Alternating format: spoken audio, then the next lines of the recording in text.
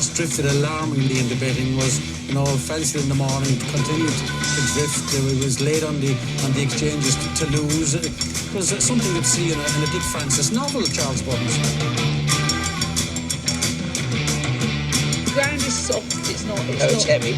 It's soft on times. It's heavy. Okay. Hello. Yes, a warm welcome. It's the Bar Stewards Inquiry Sunday sermon. And whilst it's not been the best of weeks for Bar Stewards, me, John and Chris are going to chew the fat and have some fun to add to your Sunday evening's fare. We did a bit of wrist slitting last week with the Agenda 2026. None of that today. Bit more fun and poking fun out of the game, which I know you all enjoy and love. And thank you for the terrific array of questions this week. Some weird, but also some superb questions from your very selves. And it's your show, so let's make this one a good one. How shall we kick this off? I think we'll kick this off with Saturday, John. First of all, we'll look at this and we'll say 2 words. Indiana Jim and the Temple of Doom.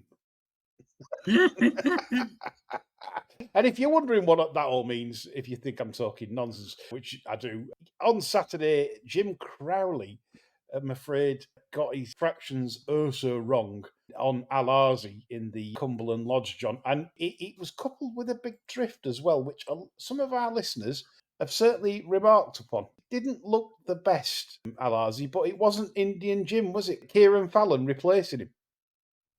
I was just about to say, your ire is well founded, but sadly at the wrong target.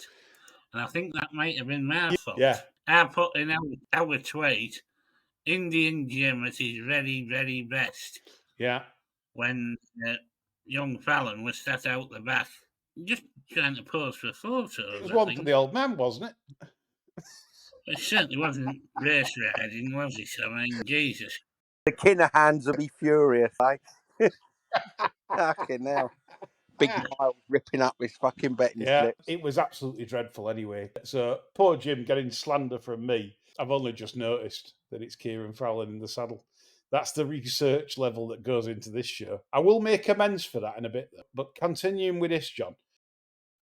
I thought it was one of the worst rides I've seen in a long time in a decent race. Yeah, and the stewards also intervened with this one. They weren't happy with the ride, and they asked questions of Fallon. He basically gave his excuses, and I've seen it all this weekend, to be honest, including Longchamp today, where the jockeys, I can't have it that they're of any decent standard today. The mistakes are just ludicrous. How many winners have I ridden? But yeah, that still. Well, I honestly feel that Fallon ride on Saturday warranted a small ban. We've done it before for front runners, like misjudged rides. Yeah. If you've gone too fast and dropped out, why not do it for something held up last, never put it race, never given a chance to win the race? Just. That's it. I mean, it's a 3-1 second favourite, for Christ's sake. If they want the game to look clean, they can't be having rides like that. No, totally agree. So, Kieran Fallon, everyone thought it was Indian Jim because it looked like Indian Jim. That's the kind of ride he gave it as well. I'm sure some would disagree with that, of course. It wasn't good. Right, moving on. Red card draw. Joe Huddleston's been on, and you made a thing about this yesterday. We made a thing about this on the Friday show, which we were in dreadful tipping form of late, which I apologise. But it is what it is. But at least we told you about the draw in advance, and hopefully, I know 1 or 2 of you did profit from the old low draw in the big race. So well done. He's actually saved my bacon late in the day, if I can have a Chris Pole moment. Open secret of the kilts, no less. Yep. Drawn 1 in the mile 6. Yeah. Just had the perfect sit, and then the leader, the one that flowed alone for her down the back, and the kilt had sat directly behind, obligingly moved off the fence 3 furlongs out. It was a massive slice of luck, but it was the only slice of luck I had all weekend. Looks certainly on the short supply list of late for us. But red card draw, John, this is unacceptable. not, is it? I mean, it's just terrible. To be honest, again, if you're in BHA Towers, you're reprimanding Redcar for what they're producing as a racing surface, because you can't have this. At the start of the season, you do something to make sure you're trying to level it up and trying to get it right. They just, at the minute, they're just compounding it because the vet's car and the ambulance are taking the same route down the track every time. Well, exactly that. So if the vet's car and ambulance are doing that, why not, like you said, one race far side, one race middle, one race stands? It's always stand side, far side, sorry. Yeah. And that's what's causing it. it's years of doing so as well. So you've got years like water table naturally underneath the moisture and stuff. It's just not going to be there because. Well, I think what it'll be, I think it'll be so compounded now that for about a car and a half's width, which would be right for about 2 horses. Yeah. I think that the racing surface will be slightly lower, and with it being compressed, it'll run off into the infield when it does get wet. Yeah. Another solution, if the red car racers are listening to this, might be to lower the field size limits on the straight course, narrow the track, and have the emergency cars run outside of the rails. And burn the fucking place down as well afterwards. Well, I mean, look, it's a punter's advantage, but still, Chester have proved. It's not good for runners, is it? I mean, really, it's fantastic for punters. I mean, that big race on Saturday, you could have rolled half the field out. Yeah, what we said about Uncle Don, it went from 9 to 2 to 12 to 1. Like, the 2-year-old races, if you were better in running and didn't back the winner after a furlong in both races, really, you wanted your bumps failing. Yeah. The way the races panned out, I mean, the forecast in the last traps 1 and 2.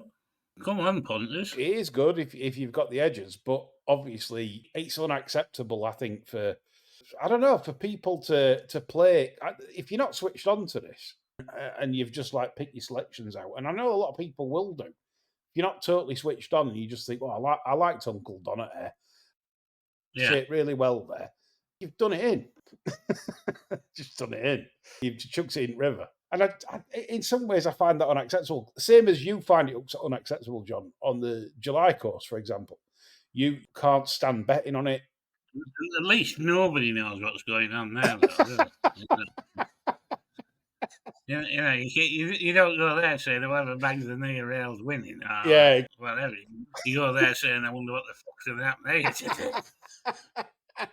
Moving on then, I've just got something to redeem myself for beating poor Jim Crowley up on my opening salvo. This is something that'll blow your mind. The performance of Dragon King in that Tattersalls Auction Stakes, John, at Clive Cox's. That's the one where he drew a leg, isn't it? Well, I'll tell you how remarkable it is. And this is it's near impossible, which a lot of things like that has happened this weekend. So obviously he missed the break. He was showing no interest. He's covered the last 5 furlongs in 58.27 on a day when nothing's getting within 3.5 seconds of standard for the races. So he's covered the last 5 furlongs in 58.27. The Racing Post standard is 58.07. It's about 0.3 off the course record. Wow. How on earth? That's what's incredible about it. It ain't just like. Do you remember a few years ago? Well, it'd be probably a lot of years ago now.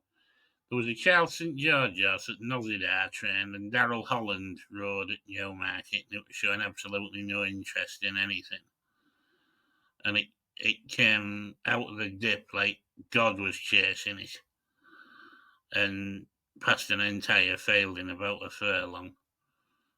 That was about the last time I remember anything like that happening. Do you know what was funny in running though? Like, if you were a drone player, you probably saw this like running on, but this had come from so far back and so like wide out that TV viewers only got to see it in last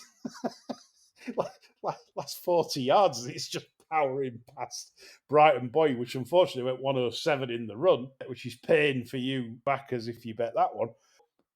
If you want to know something funny about that race, I'd put a lane in running at even money for Twaffig, and I actually got £1.37 max. Incredible, because that looked really hangy, didn't it, down the wide outside? That was fucked after about 2 furlongs. Yeah, it's injured. I don't know how I managed to get 137. No, she didn't look cooperative at all, and she shouldn't have been there, really. I reckon they've just gone for that. It's the pot in it, it's the pot size. And she just looks a shit house now. Whatever's happened to Ascot has done her. Yeah, messed with her head. Yep, so that's the end for that. But just an incredible performance from the Dragon King. I'd be surprised if King Kong on phone on that information to Midland Park on that one. But anyway, we'll see on that. Moving on to Sunday then. Which, of course, we'll just focus surely on Longchamp, as we will. There was ultimate pain from all bar stewards. All bar stewards suffered here. Stretchers were needed. Ambulances were called. TVs were smashed. Zari Garner. On bad runs, I've never known, like, something to hit me like this in a way. You're on a bad run, things just aren't going right. You're either making bad calls or you come in second game beat on nods and stuff like that. And then this thing nuts you. Literally, it won to one stride before, won to one stride after. Barcelona takes it easy, thinking he's got it in the bag. And like when it drifted on the exchange, it went out to like sort of 192, 195, and I was just kept filling my boots. But this is just a crazy price. Obviously, it went off a lot shorter, back to what it should have been, about 2s on. That's where we're looking at. When the luck's out, chaps, the luck is out. How on earth have we not won that? What's gone off? You certainly find a way to get and break, don't you? When it's when you're in a bad run, you can't explain. You just can't win, can you? There's a kind of a grim inevitability about those kind of bets, and consciously it's a good bet and it's great value, blah blah blah. But deep in your soul, it's going to get fucked, and it always happens, doesn't it? I don't know what you thought, Chris, John, but crossing line as they cross line, I thought it should have won comfortably. I thought it had actually won. Just won. Oils called it. Oils on his call actually called it the winner crossing the line. Yeah. And I looked across to the producer with a sort of sweating palm and sweating brow. We've done it. Straight away, that was my initial reaction. So, that's another misery to compound. When you think if you won, know you beat, you just go, well, I know I'm beat. But then when you're the freeze frame and you go, oh, fucking no, Christ. Yeah. That's the worst one, isn't it? Here's what you could have won. It's like the speedboat, isn't it? Here's what you could have won. Fucking, we don't want to know that, do we? What we could have won. It's like the old bullseye. It's 101 with the 6 darts with a dart player and the non-dart player. Yeah. Hitting the wire all the time. And you know what the non-dart player gets? 40. So, you've got to get 61 as the darts player, and as you know, fucking, you can hit 320s all day, most of these dart players, but it's like, oh, thanks. It was that incredible stuff, and that absolutely floored me. And I'll be honest, I'm on a terrible run, which brings on to a listener question regarding this, and it's a good one actually. Gary Fitz has been on, big fan of the show. He loves our work on Sundays. Tenner in the purse, mate. When we got it. We haven't got it yet. By Klarna. We'll pay it by Klarna. We all have bad runs, bad beats, absolutely unavoidable, which is correct, an innate part of the game.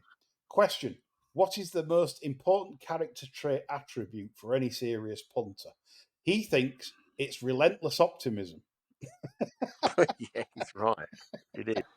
He's right. Because consciously, a conscious, rational man would say, fuck this. This is fucking it's not worth it, is it, for all the hours and all the emotional turmoil, for those few flickering moments of joy? Rationally, you think, it's not worth it, but there's always tomorrow, isn't there? Well, if you remember last week's show, I said I had a when the fun stops sort of week. And weirdly, this week, I got off to a great start early on, and then I'm back worse than I was last week. It's just... You should do a Lord Lucan, kill the nanny and then disappear. That's what he did on a bad fucking run, didn't he? Lord Lucan. He gave up eventually. This is such a struggle. What I say is the best trait. I love that relentless optimism. We've all got a passion for the game, and you've got to have it, because who can put up with runs like this? It's a struggle. You've got bills to pay. That's the worst part about this job. I still got to pay my bills.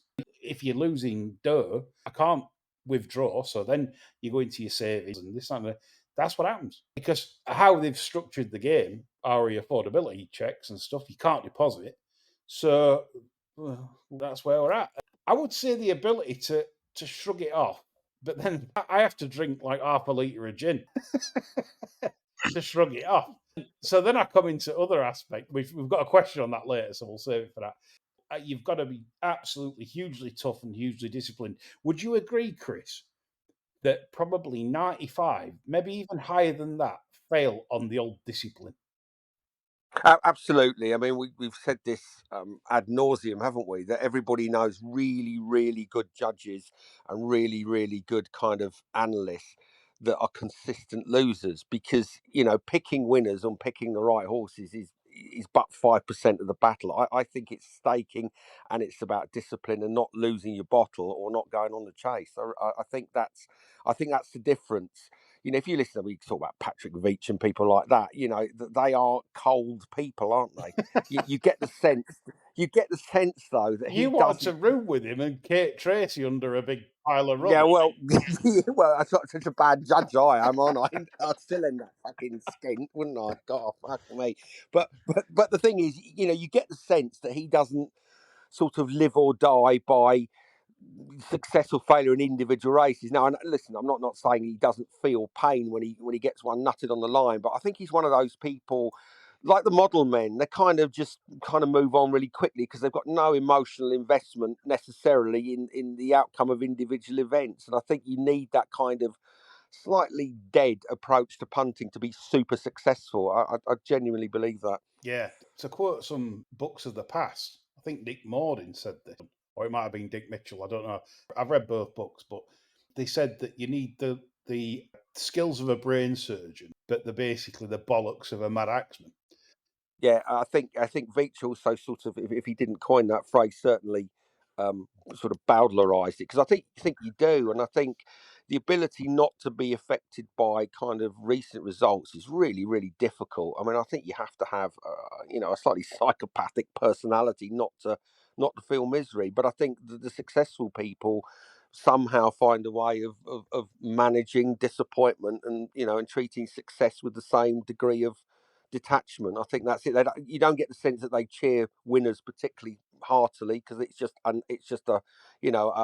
sort of gamble. Sort of winning is just a means of keeping score, isn't it, for a lot of people? Rather than, they don't think about the money, they think about the the overall performance. And I think that's really difficult to do, and I think 99% of people don't manage it, do they? I'd agree with that. John, anything that you over the years you think's a key area in the success you've had in betting? Yeah, I take great comfort from the fact that I'm far too stupid to understand the gravity of the situation. Ignorance is bliss. You're right.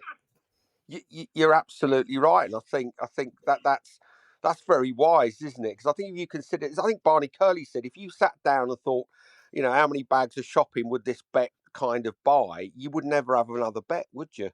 That's the thing. You've got to maintain that level of detachment, but of course you've got to have a big pot of money as well. It's all very well saying, "Oh, we've got to be detached," but when the money's running out, what do you do then? No, it's a great question, Gary Fitz, and obviously there'll be different people with different answers to that in terms of what's got them where they are, if they do it full time, or certainly if you do it part time and you make money part time, and what's kept those people in the game. So I like questions like that. Just not too many intelligent questions after Jim. No, that's yeah, it's done for intelligent questions. Arc time. So we're on the floor already. This was like Jerry Cooney against George Foreman, John. We've got up after Zari Garner. Tom Eaves lets everyone down in the Abbey as usual. He can't make it a 3-time. He did have a little bit of impact on the Abbey because the selection Star Lust was just starting a promising run up the fence, and Tom Eaves put him through the fence. That's why he's won twice. Yeah. It's amazing how many good draws Tom gets in Abbey. So, obviously, I don't think the Lagardiere offered much going forwards, John. We don't like that race, do we? I was rapidly going off all racing by that point. Yes, doesn't matter what it's called. It's all I was thinking of watching ice hockey. Yeah. I want to ask ice hockey fans, how do you see puck? I'd never see it. You know when you watch ice hockey on ever? Yeah. I can't see it. Like It's like old golf, isn't it? You know, and old golf stuff. You can't say it's just televised sky. yeah, you see player, he hits it, doesn't he? Right? And he Yeah. goes bang. And you think, where's that gone? Yeah, You either exactly. see net rustle and everyone goes, Yeah. and then Or it goes past and then a fight starts. yeah, and then somebody's kicking fuck out of each other. But Yeah, it is. Yeah, ice hockey's just a fight, isn't it? With it's sticks. bizarre sport. I mean, it's they are tremendously aggressive sport. That is. I mean, to skate at that level and all at that pace, Yeah. it is a skill, like. But Imagine how good Yeah, Torvill and Dane would be at that. shit, I think they'd be clattered against the fucking fence within 10 seconds, wouldn't they? yeah, I don't know. I think she could be a bit useful if she was riled up, that Jen. You reckon? That's just your fucking diseased fantasy. That is, honestly. I'm sure Probably it's some right. fucking pervert. Yeah. Right, onto the arc after ice hockey. Blue Stocking wins the arc. Right, I can see some people out there being a bit about Blue Stocking winning an arc, and I get both sides of the argument, to be honest. But there was one interview. This is Chris Paul stuff. Ross Ryan was at Salisbury, and he got an interview.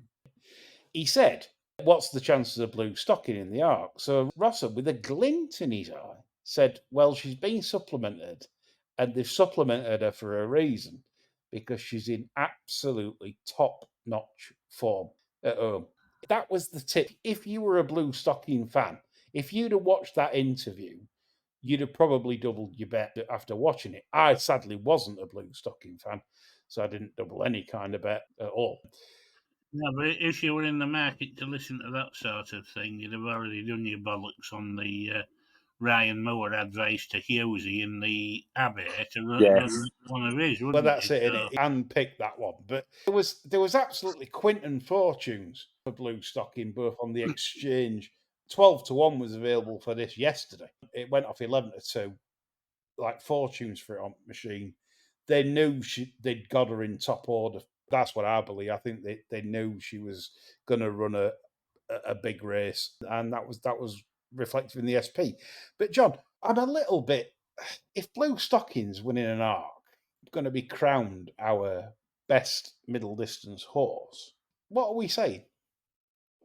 Well, I couldn't have backed her if the ghost of Robert Morley had turned up in a taxi to take me to the betting shop and offered to pay for the bet.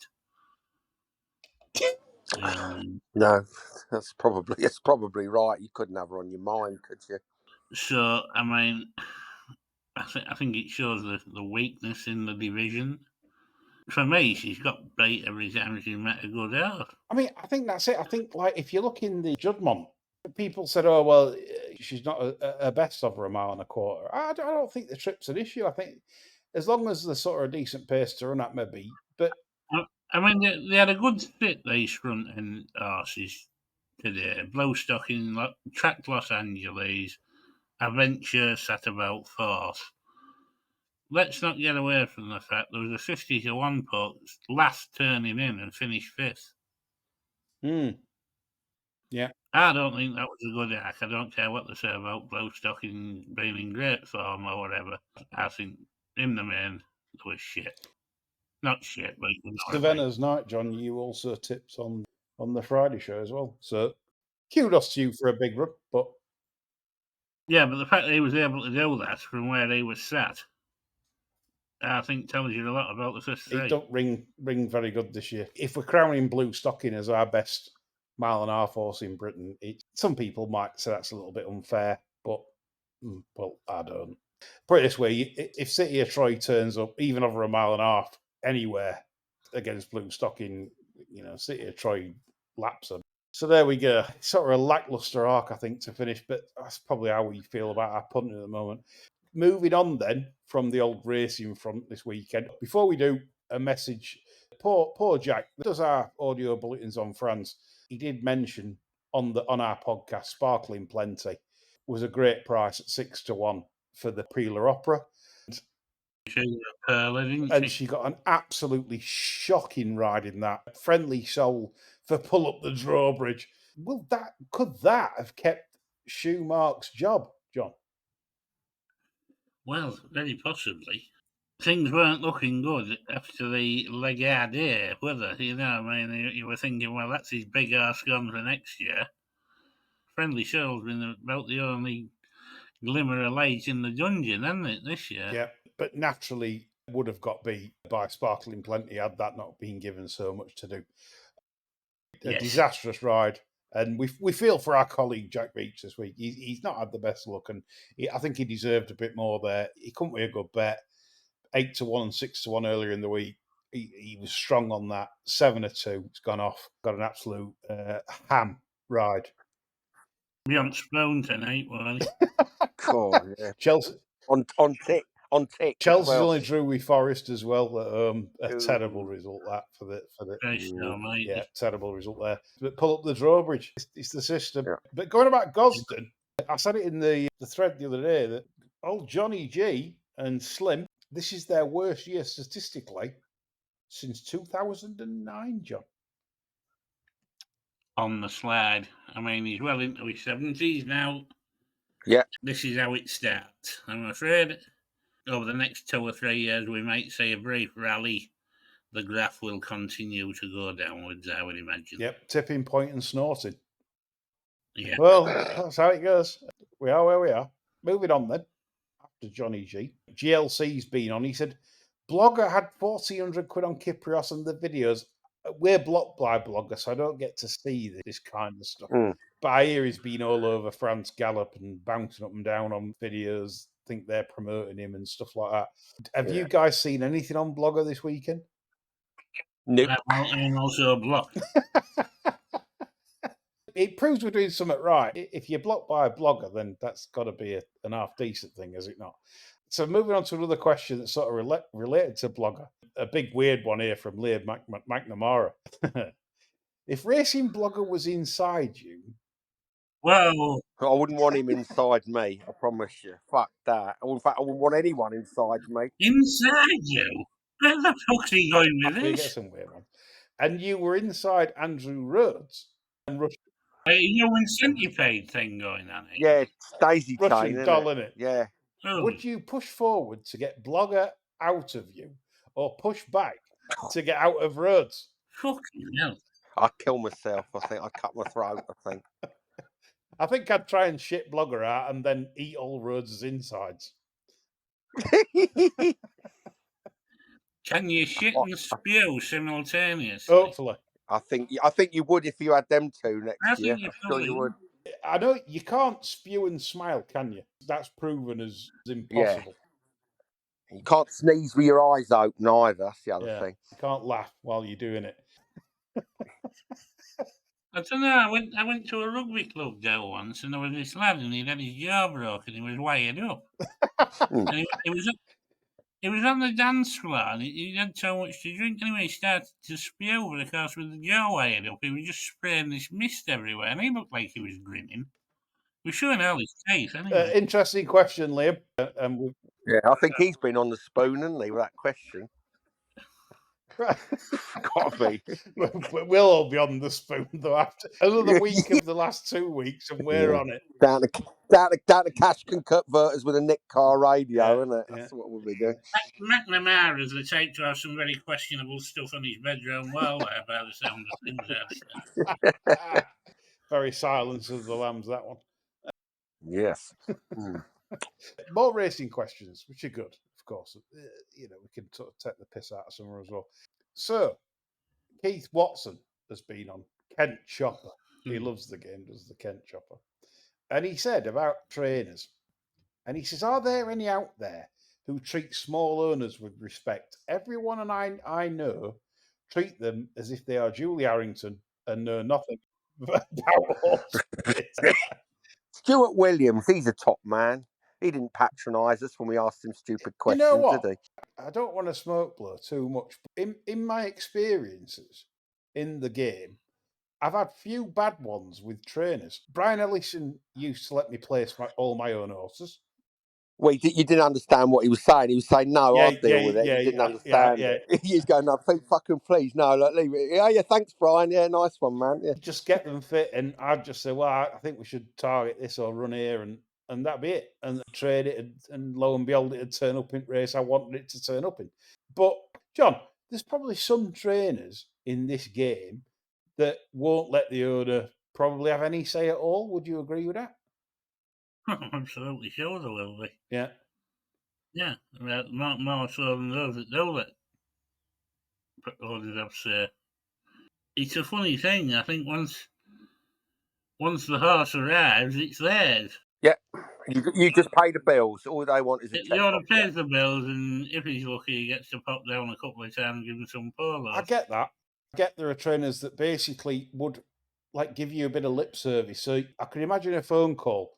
Say if I'd got the dough and the inclination to have one with the arc winning trainer Rafe Ralph, sent him a £300,000 yearling from book one. And I said, Ralph, sorry. Oh, is it Rafe? Rafe. It's Rafe, old chap. Rafe. Yeah. Well, that's fucked you for getting a call back for starting. Yeah, I don't think you'd be getting a call from him now. No. Yeah, no, that's ruined that relationship. Yeah, he's not going to listen to me, is he? No, he's not. No, he's not. No, he's not. Because look, technically, you see, he'll have a lot of owners who are stratospherically wealthy that have racing managers that just nod, don't they? They'll nod when the trainer says, "Well, I think we should be entering him in here." Oh, well, that's a good idea.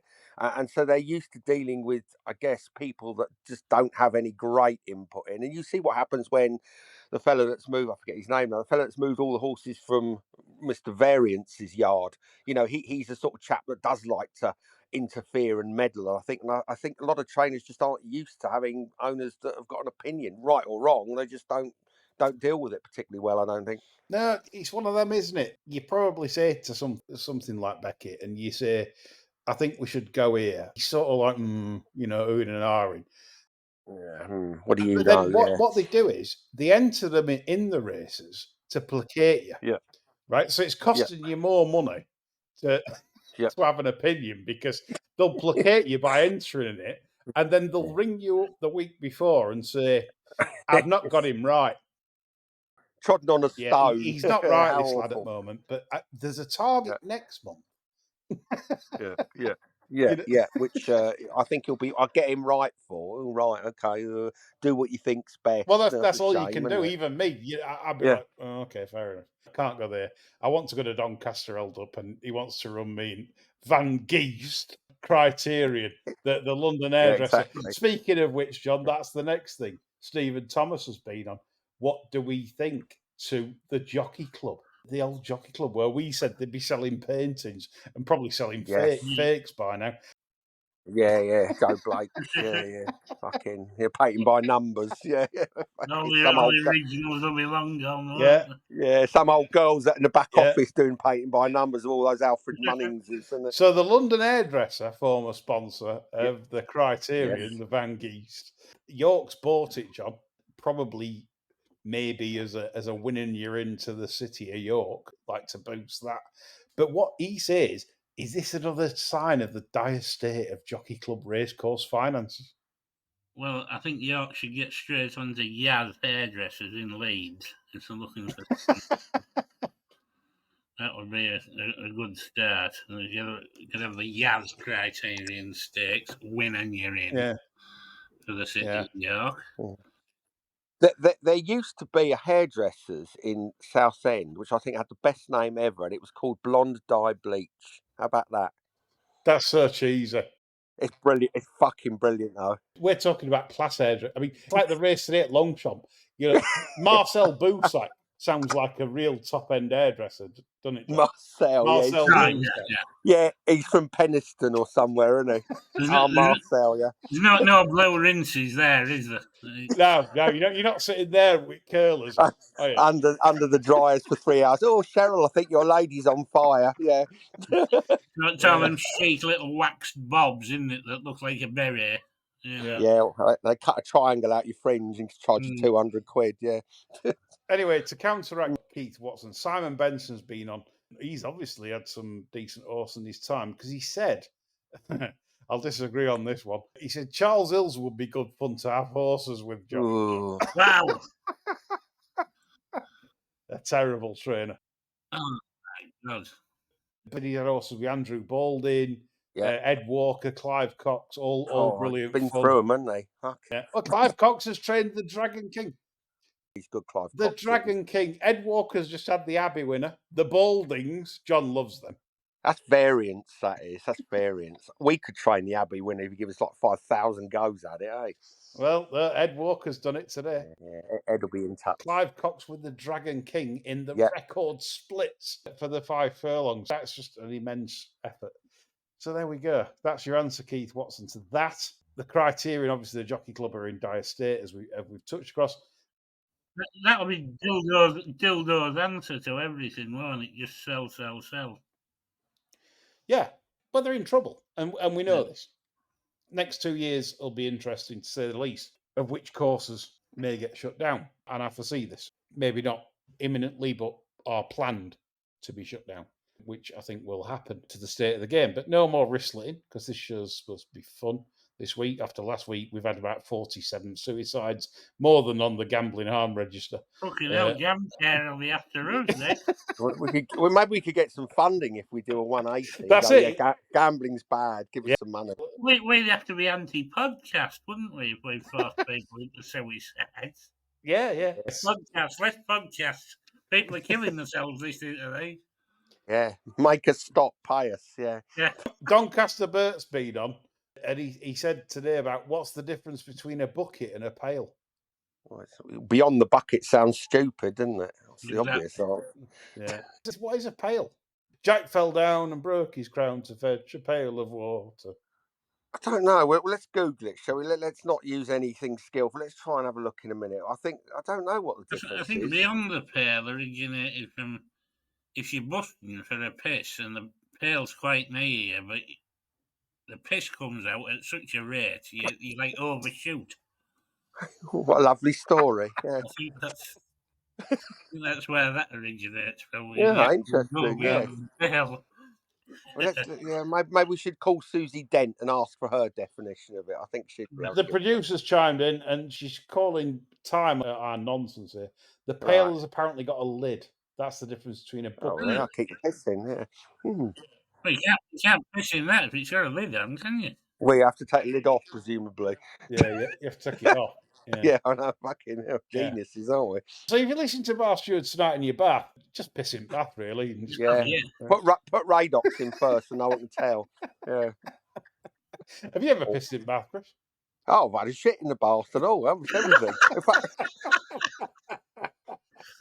I ring the bell and say that, and get the big sticks out. That fucking he's pushing down the plug hole. So yeah, no.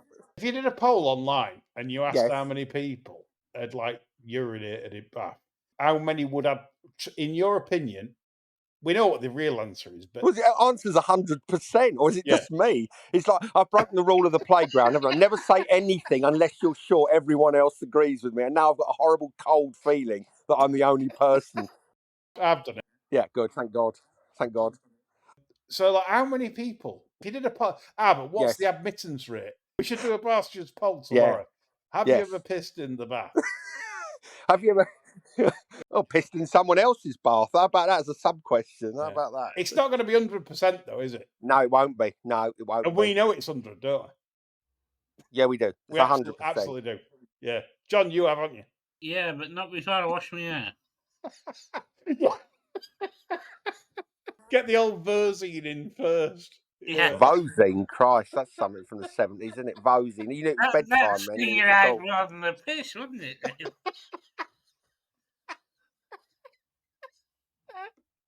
Oh, Verzine and urine. There we go. Like mustard gas. Yeah. What a lovely bath night. Sunday night Bar Stewards bath. like the Somme, isn't it? All that fucking gas. Oh dear, what a mess. We're enjoying some of your questions though, so always keep them coming through. So going back to John's initial questions, we'll touch on Godolphin horse shortage, John.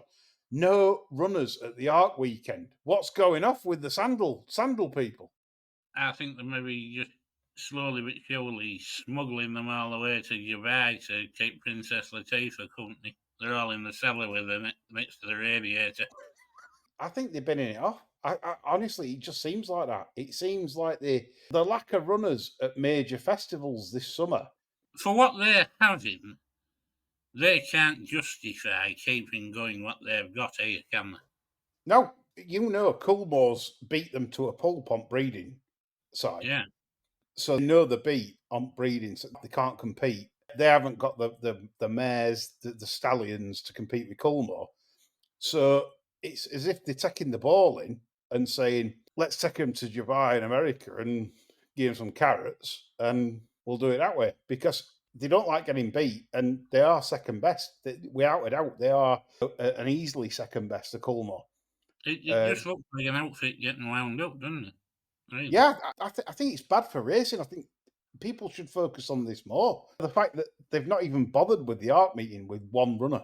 We've not even sent one of the 2-year-olds over. They have got still some nice types, 2 and 3-year-olds, but they're just not bothering. You'd have thought that hill horses and maybe running Bosack, wouldn't you? Yeah. I'm in shock, to be honest. I'm in shock what's happening there with Godolphin, which is certainly an interesting question. We know racing's in big trouble, so I'm not going to go back there. But no gambling ads in Ireland, racing's in trouble again, John. No gambling ads in Ireland. What do you Irish think to this? This is terrible. You put your TV on and you're assailed with fucking public information films telling you about your sodding health. Oh, we've got this app that can manage your pissing diabetes for you. But before you get onto that, you better make sure you've had a prepared funeral plan. Don't be thinking about having a bet before you pay for your fucking funeral, you waste. Don't you find those adverts for the funeral plans awful? I don't know whether they're meant to be. Are they meant to be so crap, or are they just low budget? The worst one's that fat bastard laid in the bath. Yeah. Saying to his missus, ho, ho, ho, don't you think we should get our funeral plan sorted out? She says, no. I bet he had a picture advert. He'll say to her, you see that fucking bathroom, you can get in that now, love. What she should be saying is, you dirty bastard, you pissed in that bath and then shove his head under. It's gone yellow. Yeah. Shove his head under till he goes fucking blue. Yeah, goes blind with Ozine as well, yeah. Vozine's blinded him. Vozine in the eyes and then hold his head under. Yeah, exactly, you filthy fucker. Yeah. So again, no gambling ads in Ireland. What are we coming to now? Drinking next, smoking next. Well, there was the Redcar advert this week, wasn't there? Bear in mind, tap water is available at every bar. Help yourselves. Now, I don't know how they would react to somebody walking around behind the bar and helping themselves, but that's another story. And then it said underneath that, one alcoholic drink followed by a water. What the fuck? Yeah, pace yourself. That was the message, wasn't it? Yeah. Astonishing. Bizarre. Pace yourself. You're talking about a 4-hour session, tops. Yeah. So if you're having a glass of water after everyone, you're maybe going to have 3 pints. So bringing in our very own Nick Davis, he says, have any of you ever brewed your own booze? And what were the results? The answer is no. But from my perspective, me and the producers certainly looked at moonshining. We did during the lockdown period where we thought, well, is it going to be, are we going to be able to order gin and shit? I didn't know how it was going to work. So we actually looked into it, and the costs are you're all right once you've bought the kit and the equipment. The still, yes, in the woods. We've got a water distiller already, but we need a lot more kit than that. But I think it would work out cheaper if you get the botanicals right. Make your own gin. I don't think it's a problem. You go blind with it, don't you? Moonshine. If you get the balance wrong, or go crazy like these hillbillies in Appalachia or somewhere. I help me pick more winners. Yeah, snake worshipping you have to take up as well. Yeah, I wouldn't hesitate if there's a booze ban, like they're coming for gambling. I wouldn't hesitate. Absolutely no hesitation whatsoever. Start doing it. They don't rule me. No, I have no rulers. There are no rulers. It's only people that want rulers and want to be told what to do that. I hope they try to ban it. I'd love to go all Boardwalk Empire on them and start doing the full prohibition thing. Yeah, we'd be doing runs, John. You sound like those sovereign citizens that you have in America that don't acknowledge any of the federal government's rules. So they have cardboard plates instead of like license plates on their trucks, Yeah. and they're called the sovereign citizen movement, and they're kind of that they when they're pulled over for not having any kind of insurance or a license, they argue that they're actually not driving, that they're travelling, and that the federal government has no jurisdiction to stop you travelling. It's a completely flawed legal argument, but that seems to be where you're going, boys. I think. The way governments are going, though, because again, we talk about the black market in gambling. Whatever they try and do or restrict is just going to turn people to do things that are just. Yeah, war on drugs. How's that going? Yeah. Let me know, eh? How's that going? All the trillions of dollars that the US have dumped into Colombia and South America, it makes no difference. Why? Because there is an insatiable appetite globally for controlled drugs. You can never stop people doing what actually they want to do. No, That's it. The thing is, they snidey bastards are interfering in everything except anything that might do us some good, like fuel prices or things like that. Yeah, no, totally. But it's a good point. That's exactly what they do. Like sending money to Ukraine. Why are we still sending that when we're fucking skint? Yeah, because Zelensky's missus wants fucking more Subsidise barbecue. people's heating bills instead. Yeah. Oh no, And don't know. if you held a vote, I know how that'd go. Nobody gives a would. fuck about Zelensky. He's a little cunt. Yeah, exactly. If they put a referendum on everything that they've done, and I'm not just talking about the Labour Party, I'm talking about the Conservative Party as well, right? Everything that they've done, I don't think they get anything through. No, they wouldn't. Capital punishment, they won't offer it as a voting part because they know if they would never have a referendum on capital punishment because they know what the answer would be. So, democracy is kind of an illusion, isn't it? Because you're right, all of these measures, most people would vote against them, wouldn't they? Most normal people. We've had two parties lately with massive majorities, right? And one of the first things you'd think they'd bring in, a party with integrity, would be that if any MP is found to be lying to Parliament, they do a minimum of 5 years in prison. Yeah. Nobody even considers bringing anything like that in. Oh, no. No, but the serfs will get 5 years for a social media post. Yes, they will. Yeah, they will. They don't want you to have any kind of agency or fun, do they? That's the problem. They're looking to restrict people's agency to do what they want to do. And there'll be approved activities. It's like some sort of Kafkaesque nightmare, isn't it? Where here's a list of things you can do, here's a list of things of which we disapprove. And the rest of the time, get to fucking work, and we might just leave you with enough money for a box of Quality Street. Yeah, and a funeral plan. Yeah, exactly. And a funeral plan, of course, Don't forget to pay for that. Yeah. Here's a Bar Steward's top tip, anyway. If you don't have a funeral plan, don't worry, because they aren't just going to leave you there, stinking the place out. No, they won't. Sitting welded to an armchair with like 200 pints of milk out on your doorstep. They won't do it. They will deal with you.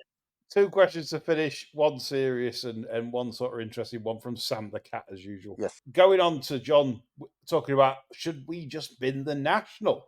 Rap Podcast has been on and said, the National is just the Ida with an O level. John, where do you sit on the Grand National? If you were head honcho now at the BHA, right, are you saying that's it for the National? It's a perfect time to scrap it because Jockey Club racecourses could then sell Liverpool for development as well and put it entirely down to the fact that they could get so much money in from the sale of Liverpool. And it's the perfect time to get rid. It's a millstone round racing's neck. Even switched on people like Nevin Trousdale are saying it needs changing every year, so we look as though we're keeping pace with this, that, and the other, keep the likes of Petter off our backs. It's an absolute joke. It's a farce of a race, but more annoyingly, it's the Malmö course that seems to kill more than the National course, John. Oh, yeah. If we're being honest about horse racing deaths, the Malmö course, you even commented it on many a time how sharp the course is and how stiff the fences are. The course needs to go, and unless they brought back flat racing and put the Earl of Sefton back there where it belongs. Other than that, I don't see any future for Liverpool Racecourse at all. Now, Chris, your view on the national? Yeah, agree entirely with John. I think it's almost now too much trouble. It's more trouble than it's worth now, isn't it? Because I think. no matter what, something can still happen. I mean, the Yeah. next thing that's got to go is the canal turn, because now they're all apexing that bend, aren't they? Yeah. Yeah. So you only want a loose horse in amongst them and dropping its Chaos. jaws in, Yeah. and that's it. Then you've got mayhem again, and you know what happens then: massive changes again, so on and so forth. It's just not worth it. No. What dreadful times to be alive. Yeah, bring back the national of yesteryear. Massive beaches, brushes. Yeah, Yes. Richard Pittman, we've had him on this show. He loved the game. Yeah. He fucked up on Chris, but he was a fantastic guest, and he loved the national course. A lot of jockeys that rode the old national course loved it and thought it was like an amazing test. But because we've become so virtuous, if you Risk like, averse. Yeah. risk averse, virtuous, blah de blah. This isn't right, blah de blah. The race is now done for. I totally agree. So, Sam the Cat's message to finish the show, as always, I love his residency questions. Have any of the bar stewards had a famous person, random encounter, conversation in a bar, on a bus, anywhere? Did you end up thinking what a lovely person they were? Did it surprise you? On the other hand, did you think, were they a miserable, big-headed so-and-so, or disliked them? And who were they? I met Co Stark. Really? Do you remember Co Stark? Certainly I do. Yeah. I do, Prince yeah. Andrew's Yeah. squeeze. Prince Andrew's girlfriend. Yeah. I met her in what was the Chase Hotel at York, 1987. I always remember it. It was the day of Noel Merlis's funeral, Dante Day, 1987. She was just starting out on her new career as a photographer, and she was attending York, unsurprisingly, to photograph the horses. And we actually got talking in the breakfast room at the Chase Hotel. And then I seen her over near the paddock at York when racing had started, and we were talking again. I spent a very illuminating half hour with her, where I found her to be absolutely charming company. She was lovely. Did you finger her or anything? No, Oh, I because don't that would have think- been a good denouement to your story, wouldn't it? it Good old would, thing. yeah, but no, I never went there. Yeah. Alex Higgins, John, though, you found him a bit of an handful, didn't you? It was challenging. Challenging, I like that. Difficult. You liked it when you said, no, you need to get back to the hotel room now, and he went in betting shop. Yeah, it was like trying to collect mercury in your bare hands if it just spills a bottle on the table. Keeping control of it. Trying to not sawdust, yeah. Yeah. Chris, your life experience, either celebrities. A few people. I mean, nothing sort of stunning. I did meet Woody Harrelson in Berkeley Square about 6-7 years ago. And I don't even really know what the conversation was about. He was fucking off his face. He was so high. It was unreal. And he'd give me a pull as I walked past and started chatting with him. And I sort of grabbed a drink and he was just talking shit for about 10 minutes. I've no idea what he was on about, but he was gone. His pupils were like fucking 50p pieces. So I don't know what the fuck that was about. So yeah, Woody Harrelson. And I have spoken to Zara Phillips in the weighing room at Worcester Racecourse. I think she's waiting for Dickie Johnson. I asked if she knew anything for the bumper, and she sort of looked at me like it was dog shit. So that was about it. Have you heard out? Yeah. Yeah. Bizarrely, going back to Keith Watson, most people in racing have been really, really good and funny. I've not come across many negative experiences in racing. Being honest, in trainers and jockey ranks, a couple of people outside racing I thought I'd mention. The first one was good. Was Joseph Parker at the Boxer at Staples Arena in Los Angeles when Fury fought Deontay Wilder. Yeah. I was fortunate enough to get. I didn't know I was sat next to him, but I was sat next to. He's obviously his agent and him, and he could see that I'd sort of clocked him, and it's that kind of thing where a lot of celebrities, you don't like to bother them because it's like, well, they don't want to talk to a knobby no mark, do they? But then his agent actually tapped me on. He said, "Would you like a photo with Joseph?" I should have said no, shouldn't I? No. No, shit. But no, give me a photo. Then they swapped seats, and he sat next to me, and we talked through the fight, the Fury and Wilder fight. He was the best gentleman, like, to be even bothered. And we talked boxing, and it was such a memorable experience for somebody, nobby no more like me, to be sat next to Georgie Parker. So him, that was just massive. He's such a nice guy. I cannot put that enough. Yeah. But the one negative I've got is Mark Beavers. This happened at a Sheffield Wednesday Player Awards do. Mark Beavers was a very promising defender for Sheffield Wednesday at the time, touted maybe even for England, etc., etc. And every table got a football celebrity to sit on your table. I was the one with the old credit card behind the bar, and everyone's ordering wine on the table. And I said, well, if we do a kitty at the end for the wine, what we've ordered and stuff like that, that'll be good. And I'll pay it on my card. You just leave the cash in the middle. Yeah. Well, he supped himself silly and fucked off and left nothing.